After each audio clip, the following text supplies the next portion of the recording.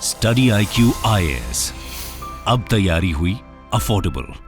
किसी भी राज्य किसी भी टेरिटरी के डेवलपमेंट के लिए इंटरनल सिक्योरिटी का सही तरीके से सुचारू ढंग से काम करना काफ़ी ज़्यादा अहम होता है। और सिर्फ स्टेट के डेवलपमेंट क्यों, ओवरऑल अगर आप लार्जर मैप पे देखते हो तो किसी भी नेशन के लिए internal security is the upmost the most important thing आज के समय में अगर हम बात करते हैं तो नॉर्थ ईस्टर्न स्टेट्स की अगर आप बात करो तो अक्सर सुर्खियों में रहता है due to certain regional imbalances, खासकर एथनिक कन्फ्लिक्ट बहुत ही ज़्यादा हाईलाइटेड रहते हैं।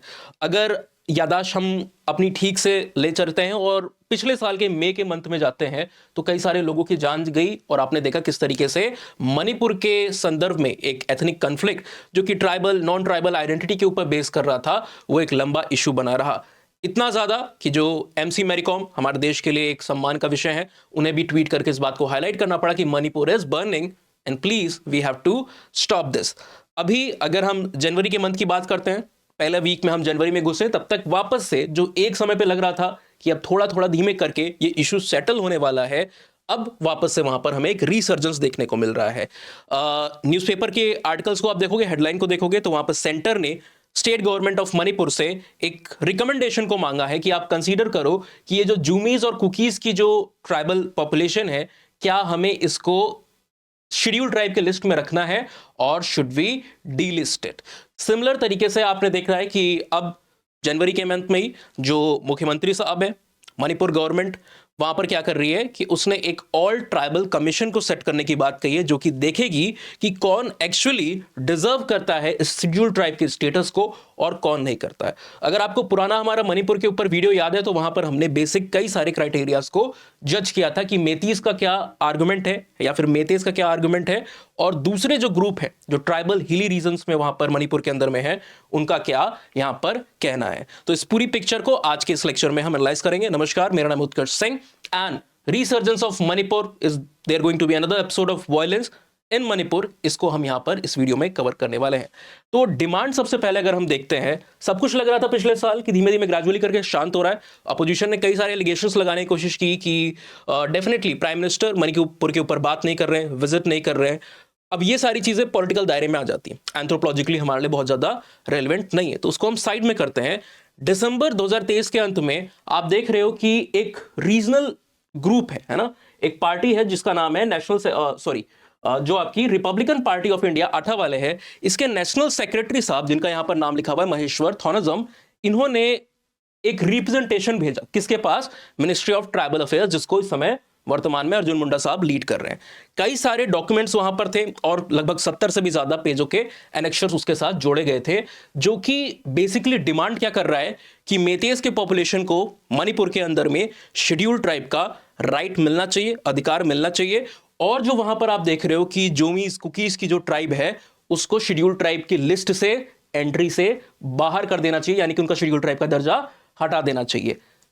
अब इस चीज के पीछे, इस तर्क के पीछे कोई रीजन होना चाहिए, कोई लॉजिक होना चाहिए। बेसिकली इनकी रीजनिंग है, इनके पार्टी की रीजनिंग है कि जो इंडिजिनियस होने का क्राइटेरिया है उसको कुकीज और जूमीज की पॉपुलेशन फुलफिल नहीं करती है। पूरे मैटर को भी हम और भी डीपली देखेंगे। पिछले साल अगर आप याद कर रहे हो मई के महीने में यही जो मेते वाला इश्यू है, मेते को आप याद करो तो मणिपुर की जो वैली में है उसमें उनकी पॉपुलेशन कंसंट्रेटेड है, एक डोमिनेंट ग्रुप के तौर पे उनको दिखाया जाता है, दर्शाया जाता है और मोस्टली हिंदू पॉपुलेशन के मेंबर्स है। ऑन दी अदर हैंड जब आप हिली रीजन्स को देखोगे मणिपुर के तो वहां पर नागास, कुकीज, इन सारी ट्राइबल पॉपुलेशन की आपको एग्जिस्टेंस देखने को मिलेगी। उन्हीं के बीच में ये इशू था जब मेते ने शेड्यूल ट्राइब का एक हक या फिर जो एंट्री है लिस्ट में शेड्यूल ट्राइब में वो मांगना शुरू किया। कई सारे लोगों की वहां पर आप देख रहे हो डेथ भी हो जाती है। अगर आप डेमोग्राफिक कंस्ट्रेंट्स को देखो तो 53% ऑफ द पॉपुलेशन जो वैली में कंसंट्रेटेड है, खासकर इंफाल वैली में, वो यहाँ पर मेतेस की है। और जो हिली रीजन्स में आपको देखने को मिल रहा है 40% नागाज हैं और कुकीज है वहां पर, वो आपको ट्राइबल पॉपुलेशन देखने को मिल रही है। अब ये जो रीजनिंग देने की कोशिश की गई है वो है बेसिकली कि indigeneity has to be the major criteria. Indigeneity यानी कि आप मूल निवासी हो या नहीं हो, आपकी आइडेंटिटी उस जमीन के साथ जुड़ी हुई है या नहीं जुड़ी हुई है। तो यहां पर महेश्वर जी की और उनका जो रिप्रेजेंटेशन है मिनिस्ट्री ऑफ ट्राइबल अफेयर्स के पास भेजा गया है, वो बेसिकली सुप्रीम कोर्ट के एक जजमेंट को जो कि 2011 का जजमेंट है उसको साइट कर रहा है, उसको हाईलाइट करके कह रहा है कि सुप्रीम कोर्ट के 2011 के जजमेंट में ये हाईलाइट किया गया था कि जो एससी का नहीं, एसटी का जो एक टैग है, आदिवासी होने का जो एक अधिकार है, जो उसका आइडेंटिफिकेशन है, उसके लिए काफी जरूरी है कि आप ओरिजिनल इनहेबिटेंट हो, मूल निवासी आप हो उस जगह के, तभी आपको ये राइट मिलता है, तभी आप उस लिस्ट में इंक्लूड होते हो। एंड महेश्वर साहब और उनके रिप्रेजेंटेशन के हिसाब से ये जो ट्राइब्स है, जुमीज की और कुकीज की, जिनके पास अभी शेड्यूल ट्राइब का दर्जा है, वो उस पैरामीटर पे खरे नहीं उतरते, इसलिए इनको डिलिस्ट कर दो।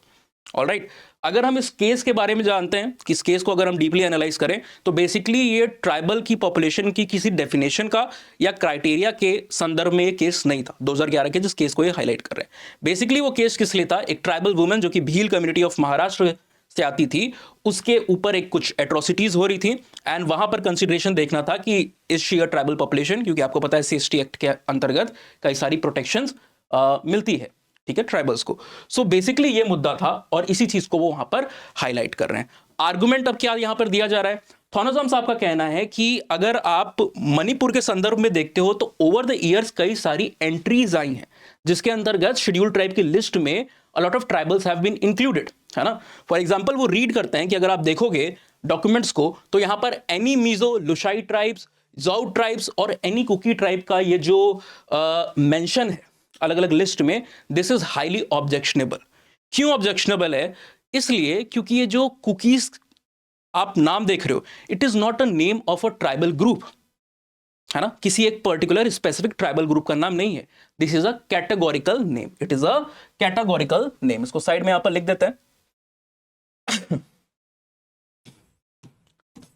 ये एक कैटेगरी को रिप्रेजेंट करता है। फॉर एग्जांपल आप नागाज भी सुनते हो, तो जो बच्चे एंथ्रोपोलॉजी में नहीं है, है ना, जनरल जो ऑडियंस है वो अगर देखती है तो सोचती है कि Nagas basically represents a tribal group, Gonds एक ट्राइबल ग्रुप है, नहीं, ये कैटेगोरिकल नेम होते हैं। इसके अंदर में कई स्पेसिफिक कम्युनिटीज जिनको हम सब ट्राइब के साथ आइडेंटिफाई कर सकते हैं। फॉर एग्जांपल नागाज को आप बाइफर्केशन देखोगे तो वहां पर लोटा नागाज हैं, रेंगमा नागाज हैं, आओ नागाज हैं, कोनियाक नागाज हैं, बहुत सारे, एटलीस्ट आपको नियर अ डजन सब ट्राइबल ग्रुप देखने को मिल जाते हैं जो कि एथनिकली लिंग्विस्टिकली एक दूसरे से काफी अलग हैं और उनकी कंडीशन भी कई बार डिफरेंट हो सकती है। गोंड्स के केस में भी आपको सिमिलर सिचुएशन देखने को मिलता है। तो कुकी जो कि एक कैटेगोरिकल नेम है, वो उसका मिसयूज किया गया एज पर महेश्वर, है ना। महेश्वर जी का कहना है कि इस चीज का यहां पर एक मिसयूज किया जा रहा है क्योंकि आप स्पेसिफिक ट्राइब का नाम वहां पर नहीं ले रहे हो, and this is very bad because कई सारे जो इनफिल्ट्रेंट्स हैं, है ना, जो बाहर के लोग हैं, कई सारे illegal migrants, refugees from Myanmar, Bangladesh and other parts and other states,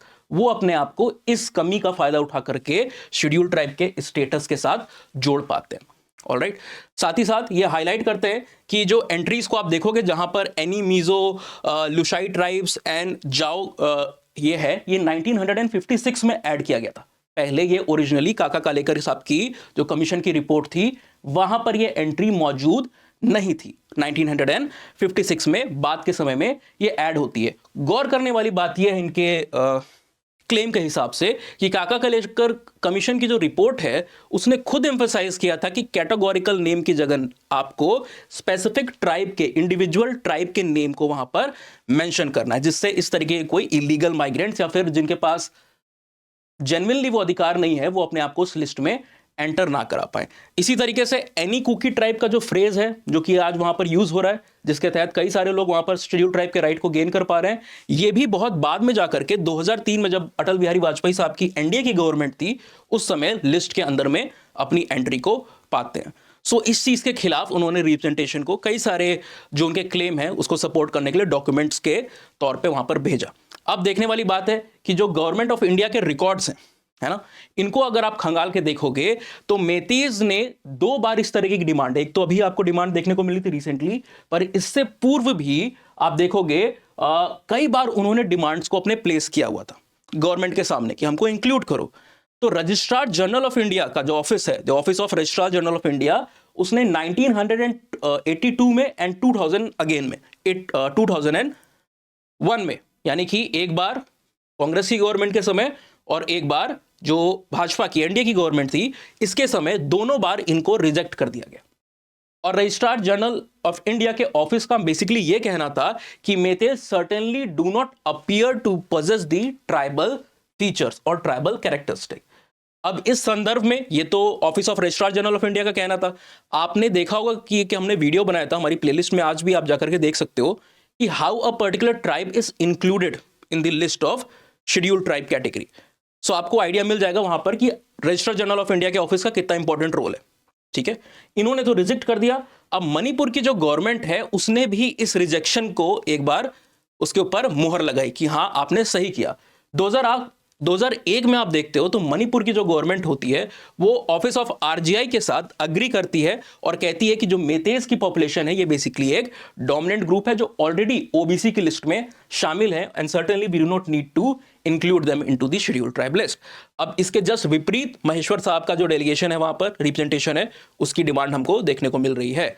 अब इस डिमांड के खिलाफ पहले से ही वॉइसेस उठना शुरू हो गई हैं। प्रोटेस्ट लाइक एनवायरनमेंट पहले से क्रिएट होने लगा है और कुछ जो लोकल जो इंडिजिनस ट्राइबल बॉडीज हैं, for example ITLF the indigenous tribal leader forum and the ZCSC यानी कि जो जोमी काउंसिल स्टीयरिंग कमेटी है, इन दोनों ने इस चीज को हाईलाइट किया है कि चीफ मिनिस्टर साहब का जो ये स्टैंड है इट इज डेफिनेटली, ये जो उनके रिमार्क्स हैं all tribal committee consideration of the rights of scheduled tribe, ये वापस से एक वायलेंस को खड़ा कर सकता है and it will further widen the divide. ये जो डिवाइड वहां पर चल रहा है मणिपुर में इसको और भी ज्यादा वो इंपैक्ट करेगा। So this was the coverage. अब देखना है कि वहां पर फाइनली होता क्या है जब ये ऑल ट्राइबल कमीशन अपने रिपोर्ट में क्या कहती है। एंथ्रोपोलॉजी ने हमेशा से ट्राइबल आइडेंटिटी के लिए, इंक्लूजन के लिए या फिर डिलीशन के लिए कैटेगरी को आइडेंटिफाई करके रखा हुआ है। 1965 में एक कमीशन था जिसको हेड करने वाले एक लॉ सेक्रेटरी थे, पूर्व लॉ सेक्रेटरी BN लोकुर साहब, है ना। इन्होंने कुछ क्राइटेरिया को आइडेंटिफाई किया था और आज तक उस क्राइटेरिया को माना जाता है कि हाँ that is the standard criteria how we have to decide कि कोई ट्राइब शेड्यूल्ड ट्राइब में आएगी या फिर नहीं आएगी।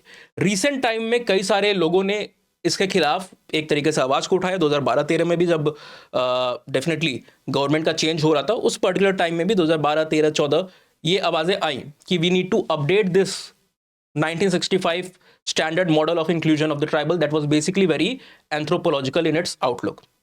ऑलराइट, पर अभी तक हम इस चीज को डिसाइड नहीं कर पाए कि क्या पुराने स्टैंड को रखना है या फिर नए स्टैंड को लेना है। पुराने स्टैंड को भी रखना है तो उसकी भी एफिशिएंसी जो शेड्यूल्ड ट्राइब अभी इंक्लूड हो रही है लिस्ट में, क्या वो इस क्राइटेरिया पे खरी उतरती हैं, ये भी एक बड़ा क्वेश्चन हो जाता है। सो आपका क्या कहना है, एंथ्रोपोलॉजिकल क्राइटेरिया को यूज करना चाहिए शेड्यूल्ड ट्राइब के राइट के लिए, उनके इंक्लूजन के लिए, या फिर हमें एक अपडेट की जरूरत है इस लिस्ट में, इस कंसिडरेशन में? आप कमेंट सेक्शन में बता सकते हो। एंथ्रोपोलॉजी डेफिनेटली हमें हेल्प करती है इस तरीके के अपडेट्स को जानने के लिए और क्या नेचर होता है ट्राइब्स का, who deserve this reservation categories, who does not, है ना।